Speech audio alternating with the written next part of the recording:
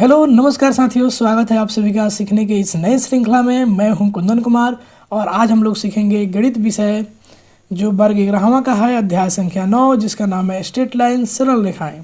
ठीक है, आज हम लोग इसका भाग संख्या 14 करने वाले हैं। इससे पहले हम लोग भाग संख्या 1 से लेकर 13 तक कर चुके हैं। तो चलिए शुरू करते हैं इस भाग संख्या 14 को। तो जैसा कि हम लोग ने पिछले भाग में पढ़ा था, प्रश्नावली 9.2 का जो प्रश्न बच गए थे 19 और 20, उसको हल किया था। और फिर हमने रेखा का व्यापक समीकरण अर्थात ax plus by plus c बराबर 0 पर चर्चा की थी, तथा इसके बहुत सारे रूप के भी हमने चर्चा किया था, जिसमें ढाल अंतःखंड रूप हो गया, उसके बाद अंतःखंड रूप हो गया और लंब रूप के भी बारे में हमने चर्चा की थी।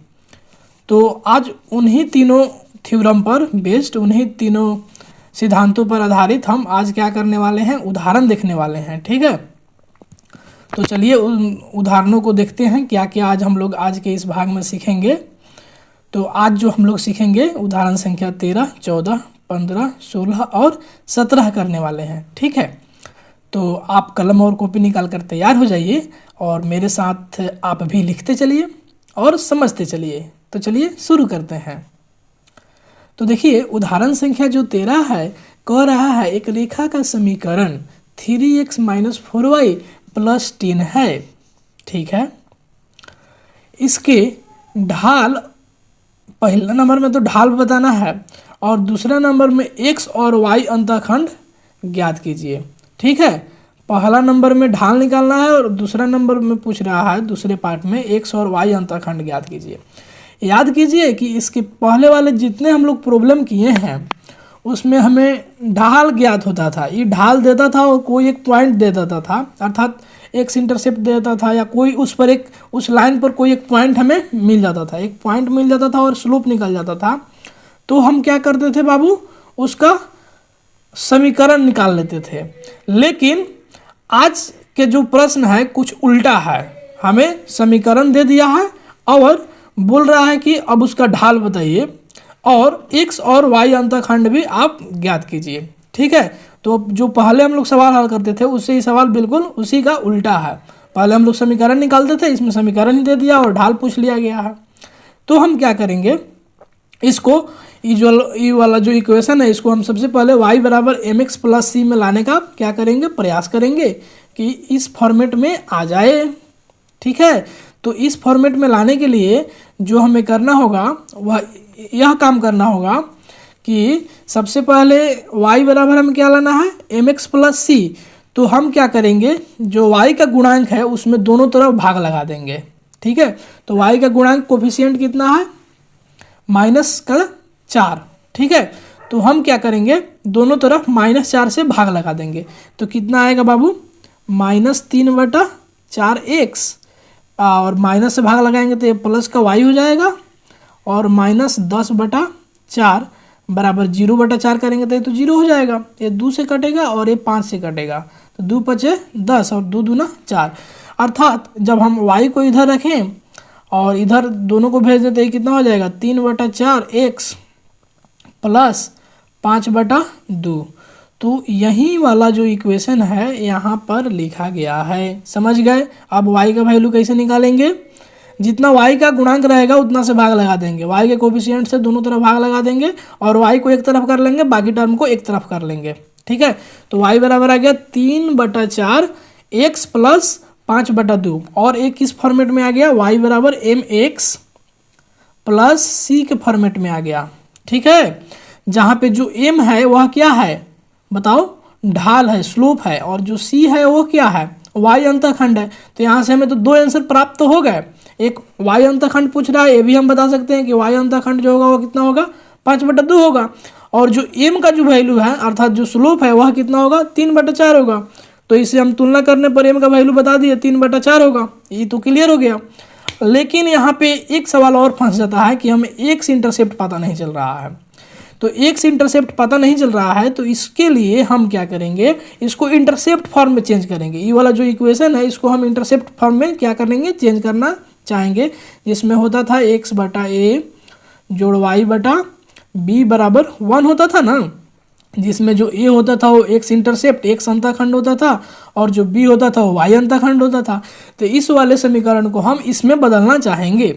तो इसमें बदलने के लिए क्या करेंगे, जो सी का वैल्यू दिया रहेगा उससे हम दोनों तरफ क्या करेंगे, भाग लगाएंगे।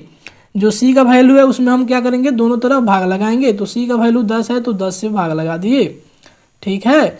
तो यह कितना आ जाएगा, 3x बटा 10 जोड़ घटाओ होगा यहाँ पे, घटाओ 2 से काट दे तो 2 पचे 10, 2 दूना 4 अर्थात 2/5 y जोड़ 1 बराबर 0, ठीक है।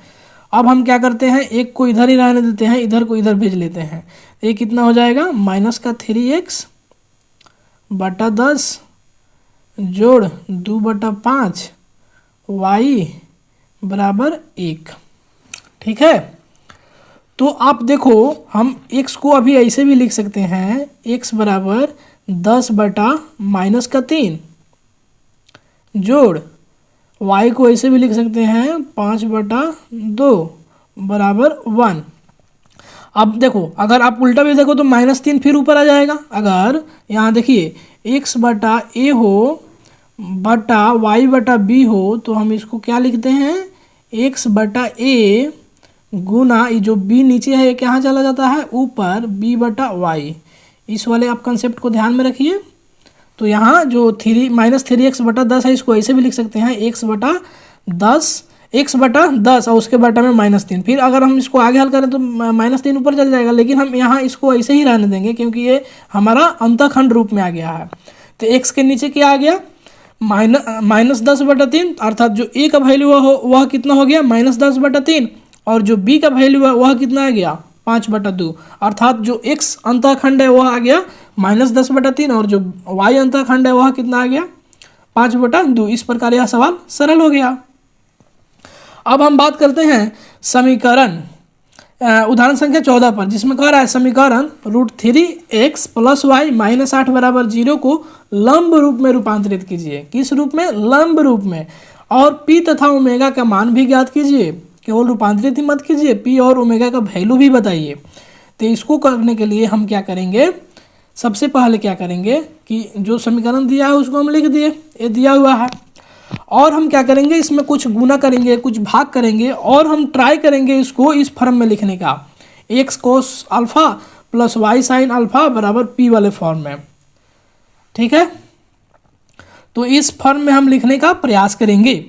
तो इस फॉर्म में लिखने का टेक्निक ये है कि जो x का कोफिशिएंट है और जो y का कोफिशिएंट है, अर्थात जो x का गुणांक है और y का गुणांक है, उन दोनों का स्क्वायर कर दिया जाए और उनको जोड़कर उनका अंडर रूट निकाल लिया जाए और जितना है उतना से भाग लगा दीजिए। तो x का कोफिशिएंट कितना है, √3, x का गुणांक √3 है और जो y का गुणांक है वो 1 है। तो इन दोनों का स्क्वायर करके जोड़ दिए तो 4 आएगा और 4 का अंडर रूट कर दिए तो कितना आएगा, 2।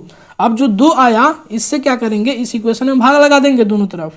तो जो 2 आया इसे भाग लगा देंगे तो कितना हो जाएगा, √3/2x + 1/2y बराबर 4। 8 में 2 से भाग लगाएंगे तो 4 हो जाएगा। अब हम इसको इस फॉर्म में भी लिख सकते हैं, x इंटू, अब cos 30 डिग्री के वैल्यू में लिखेंगे और √3/2 है, किसका वैल्यू होता है ये सोचेंगे, ठीक है। जब लंब रूप में कहे तो cos साइन सब वैल्यू उल्टा पुल्टा करके सोचना पड़ेगा, कभी सीधा सोचेंगे कभी उल्टा सोचेंगे। तो x cos 30 डिग्री प्लस, अब 1/2 किसका वैल्यू होता है जी, साइन में, साइन 30 डिग्री का वैल्यू होता है, तो y साइन 30 डिग्री बराबर 4। अब देखिए जो यहाँ से p का वैल्यू यही ना होता था ई वाला, तो जो p का वैल्यू 4 आ गया, जो ओमेगा का वैल्यू होता था अर्थात यहाँ पे अल्फा मान लिया है, तो जो ओमेगा का वैल्यू होता था वो 30 डिग्री आ गया। अब सवाल हल हो गया। तो हमारा जो इस फॉर्म अगर लंब रूप में करें तो लंब रूप में ए आंसर हो गया और p का वैल्यू ए और अल्फा का वैल्यू ए हो गया, ठीक है। तो इस प्रकार ये हमारा जो सवाल है हल हो गया। कह रहा है उदाहरण संख्या 15, 2 इक्वेशन दे दिया है रेखा की, ठीक है, और कह रहा है इनके बीच का कोण निकालिए। तो सबसे पहले इन दोनों इक्वेशन के माध्यम से हम स्लोप निकालेंगे, ठीक है। दोनों इक्वेशन के माध्यम से हम क्या निकालेंगे, स्लोप निकाल लेंगे, ठीक है। और स्लोप कैसे निकालते हैं, y बराबर m x + c के फॉर्म में बदलेंगे दोनों इक्वेशन को और a इससे तुलना कर देख लेंगे m का वैल्यू कितना है।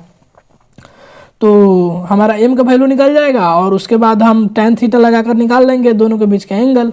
तो देखिए वैसा ही किया गया है, इसको इस फॉर्म में बदल दिया गया, इसको ऐसे में बदल दिया गया।